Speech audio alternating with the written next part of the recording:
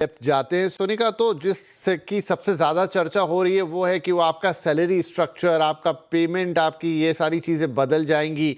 काफ़ी समय से इंडस्ट्री की भी डिमांड थी कि जो सीटीसी स्ट्रक्चर हो वो फ्लेक्सिबल हो।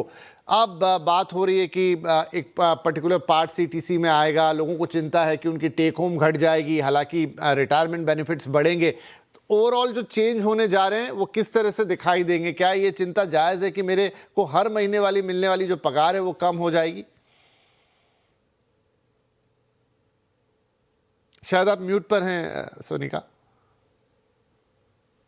मैं इस सवाल को दो पार्ट्स में लेती हूँ विपिन। सबसे पहले जो आपका सवाल ऋषि को था कि क्या ये सच्ची में ईज ऑफ बिजनेस में ट्रांसलेट करेगा, तो इसमें मेरा ये मानना है कि जो कंपनीज इसको सिर्फ एक कंप्लायंस और एक लीगल गाइडलाइन की तरह ना देखें और इसको एक जेन्युइनली फॉरवर्ड लुकिंग चेंज की तरह देखें। जैसे कि उन्होंने बोला कि हमारे बहुत सारे लॉज अभी भी बहुत पुराने हैं, तो डेफिनेटली इम्प्रूवमेंट की जरूरत है, अपग्रेडेशन की, कंटेम्पररी होने की जरूरत है। तो अगर उस हिसाब से देखें तो लेटर एंड स्पिरिट जिसे कहते हैं, अगर इन स्पिरिट में जो जो कंपनीज इनको इम्प्लीमेंट करेंगी उनको डेफिनेटली इसका फायदा मिलेगा। और मेरा ये मानना है कि इन सब लॉज के पीछे अगर देखा जाए तो एक आउटकम की ख्वाहिश है।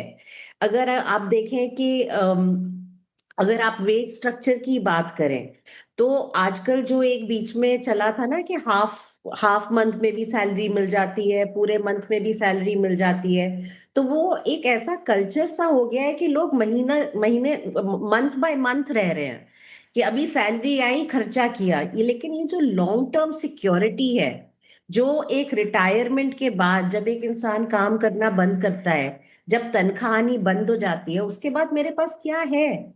क्या मैं अपने घर में रह सकती हूँ? क्या मैं अब खाना जिस तरह से जो मैं लाइफस्टाइल बिता रही थी वो मैं बिता सकती हूँ? तो I think from a long term perspective ये एक अच्छा मूव है, जिसमें ना ही सिर्फ उसको बहुत ही क्लियर किया है कि पीएफ किसके ऊपर बेस्ड है, उस डेफिनेशन को वाइड किया है। और पीएफ है, ग्रेचुटी, फिक्स टर्म एम्प्लॉयज के लिए ग्रेचुटी है, ये सारी चीजें एक तरह से तो देखा जाए तो सिक्योरिटी, सोशल सिक्योरिटी जो लोगों को चाहिए होती है उसके लिए है। सवाल ये उठता है कि एक एक रेजिस्टेंस होती है, एक सोसाइटी में लोगों में एक रेजिस्टेंस होती है कि अभी इतने सालों से जैसे चला आ रहा है हमें उसकी आदत पड़ी हुई है। तो अगर मेरे को 100 रुपए मिलते हैं हर महीने और सडनली मेरे को 95 मिलने लगेंगे क्योंकि 5 रुपए मेरे फ्यूचर की सेविंग के लिए जा रहे हैं, तो मुझे चुभेगा।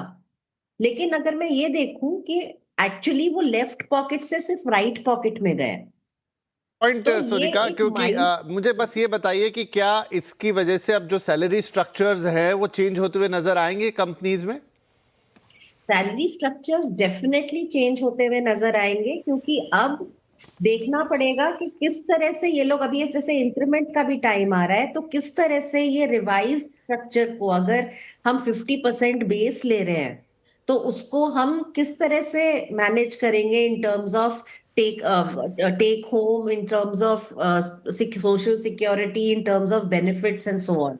तो ये सारी चीजें मैटर तो करेंगी डेफिनेटली और इसका कॉस्ट ठीक है, इम्पैक्ट आएगा। Got it.